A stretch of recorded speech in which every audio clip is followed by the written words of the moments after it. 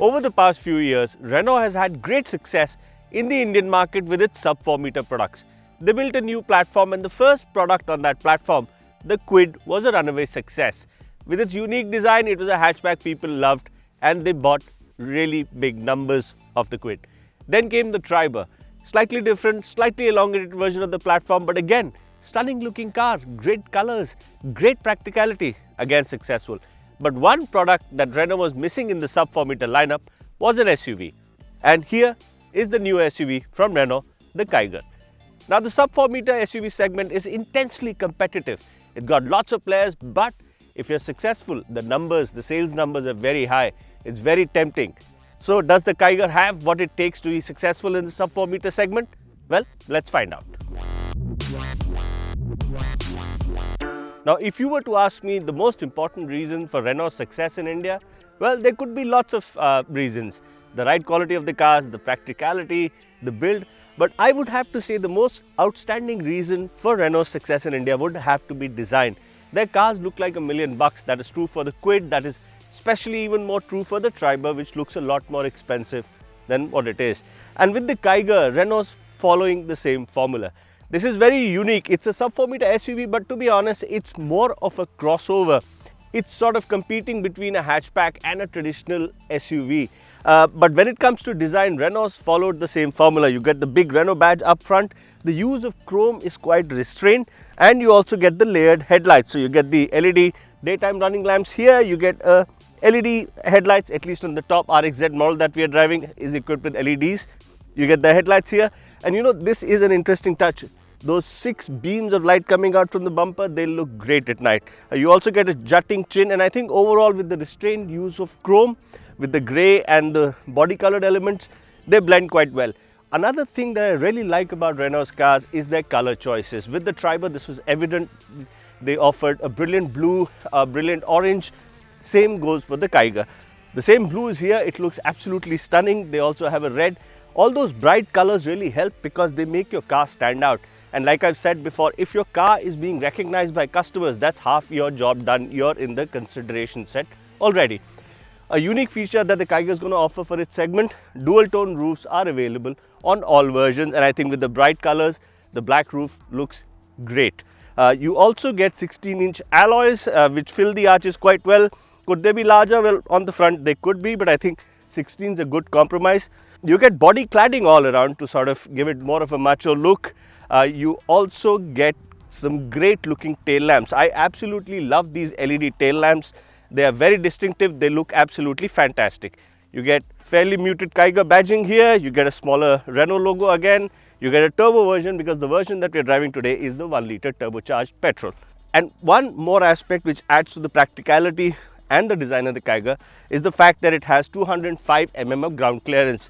Sure, it's not something you're going to take off-road, but if you need to go through some really bad roads, that ground clearance is going to stand you up in good stead. Overall, design-wise, I think the Kiger looks really good. The inflated arches look great. It's got a very unique design personality. And like I said, with the bright colors, it's going to stand out for all the right reasons in the Indian market. One really practical touch of Renault cars is their keyless lock-unlock system. So if you've got the key in your pocket like I have now, and the car's unlocked as I'm standing right next to it, the minute I walk away, the car, after I've attained a good distance, locks itself, which is great because a lot of us, especially with these keyless systems, I tend to forget whether I've locked my car or not because it's just become muscle memory. And the better part is that when I come close to the car, when I come really close, the car also unlocks itself. So that's absolutely fantastic.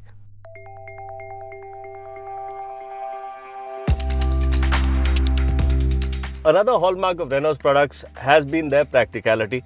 And even though the Kiger is on a sub-4 meter platform, I have to say the amount of room available inside the car is absolutely fantastic.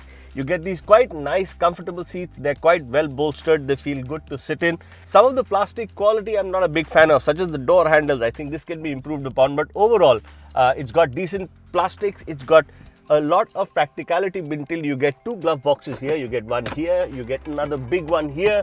You get a huge storage space here, which is absolutely fantastic because you can store your wallet, your phones and a lot of other stuff inside this armrest console. You also get lots of comfortable touches. Now on the RXZ you get automatic climate control, and the AC is super effective. We are at about 39 degrees right now in Goa. It's properly hot, and I've had to run the AC at 25 degrees because even at 24 it was simply too cold for me.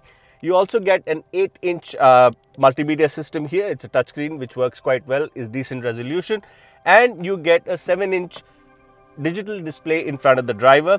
Even the fuel gauge and the temperature gauge are also digital, and I'm not a fan of that design. I think it takes time getting used to a simple needle, you know.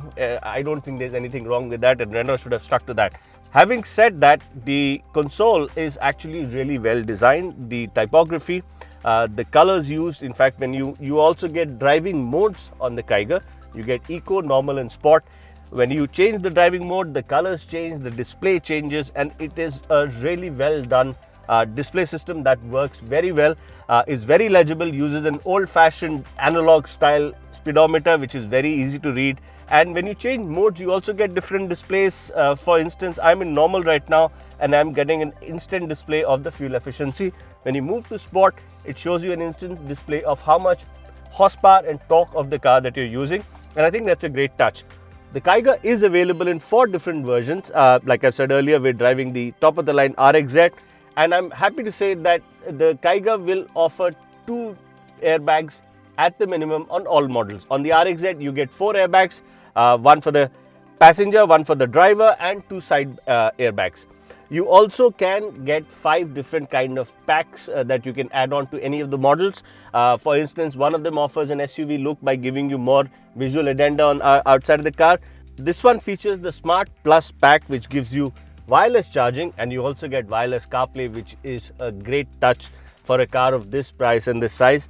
And you also get a cabin air purifier. You get a light in the boot area, you get front parking sensors. So I think that's very smartly done by Renault. You can pick any of the models that they offer, and you can add on packs to sort of add more functionality or more visual touches, whatever you prefer. One of the big things that Renault says is that, one, the Kiger has class leading boot space of 405 liters. It does have a pretty big boot, and they also say that the space in the rear seat is unparalleled. Well, that's something I can't wait to try out. So let's go there. Now, I've tried many sub-4 meter SUVs slash other products in the same size, and I have to say the interior room in the rear seat of the Kiger is truly impressive. I mean, just look at the amount of headroom still available. The driving seat is set to my height, and I have a really huge amount of legroom available.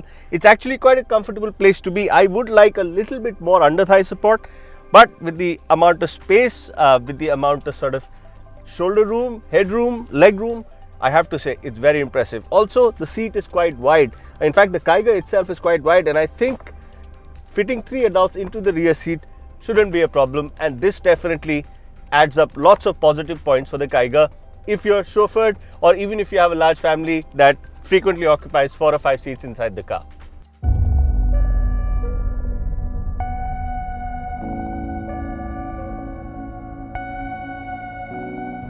Now we've seen how the Kiger has a lot of positive aspects going for it. It's a well-styled machine that has a very unique appeal. It looks really good. It has a lot of practicality. It has a lot of space. And for the price that it's offered, it actually comes very well equipped. You know, like I said earlier, on the top variant that we are driving, we get LED head and tail lights, 4 airbags, climate control, multimedia, wireless Apple CarPlay, the multimedia system, the 8-inch touchscreen here, 7-inch touchscreen in front of the driver, 16-inch alloys. There's a bunch of stuff going for it. But how is it to drive? Well, you see, it's based on the same platform as the Triber, so I am expecting it to have many of the positives that the Triber has. The engine choice is, of course, only going to be one engine. It's the 1 liter available in 2 variants. One is a non-turbocharged version, and one is the turbo version, which is what we are driving. This 1 liter engine in turbocharged form produces 99 bhp and about 160 Nm of torque at 2800 rpm. That figure is important, and I'll come back to that. Overall, the engine feels quite good, but you can feel that it's a 3-cylinder unit. It's a bit thrashy, especially when you're revving it higher up in the RPM range. there is a decent amount of noise, there's a little bit of vibration that also gets into the cabin. So the NVH levels are certainly something that can be worked upon and can be improved. Coming to the driving aspect of the engine, I mentioned 2800 RPM, and that's something that is a bit of an issue in city traffic and on slow speeds, because below 2500 RPM the engine lags a bit. There's not enough power and you have to wait till about 2500 RPM for the engine to really pick up its pace. But once you've hit that 2500 RPM mark, the Kiger starts flying. It's actually quite responsive. That 160 Nm of torque in what I think is quite a light car is really effective. That 99 bhp helps, and you can maintain 3-digit speeds without any problem. In fact, it feels very natural to be cruising at about 100-110 kilometers an hour without an issue. One of the other positive aspects of pretty much all Renault products for me has been the suspension and the ride handling balance, and I'm happy to say with the Kiger, despite the slightly higher center of gravity, they've really done a good job with the suspension setup. Whether it's broken roads or whether it's fast tarmac, the Kiger suspension is really well damped. It really smothers out bumps in a way that most of its competitors don't, and even the high speed handling is quite stable. You don't feel unsafe at all. I also tried a couple of emergency braking maneuvers, and I have to say the car remains absolutely poised. There's not too much dive, and you can actually be quite confident of the handling capabilities of the Kiger. The steering though could be a bit more improved. Also, I think the position is a bit funny. I couldn't find a perfect position that I like for the steering. I think I would like a little bit more adjustment. We've already talked about the space practicality, so I won't come back to that. There are a couple of negatives about the Kiger that I don't like. One, yes, you can tell it's built to a price. You can tell it's a 3-cylinder engine because the NVH levels are not that great. They can be improved upon, like I said earlier. Also, there's a fair amount of road noise that comes into the cabin. I think the Kiger could use a bit more insulation to take out that noise. Couple of other annoyances. The screen is actually, it works quite well as long as there is no direct sunlight. The minute it gets direct sunlight hit onto it, the display fades out quite a bit, and I think that can be quite annoying. Renault could have done a better job with slightly different positioning of the screen. I think some of the quality aspects of the Kiger also need to be looked at. For example, this rear view mirror feels too flimsy. Like I said earlier, the door handle also doesn't feel that good compared to the rest of the interior, which feels a bit more upmarket. And my most pet peeve is probably the space in the pedal box here. The clutch pedal is mounted so close to the side of the chassis that you don't have any space for a dead pedal or even to put your foot, which means that every time I have to leave the clutch, I have to take my foot off and keep it separately, which can be quite annoying. So these are 3 or 4 aspects that I think the Kiger definitely needs to be looked at.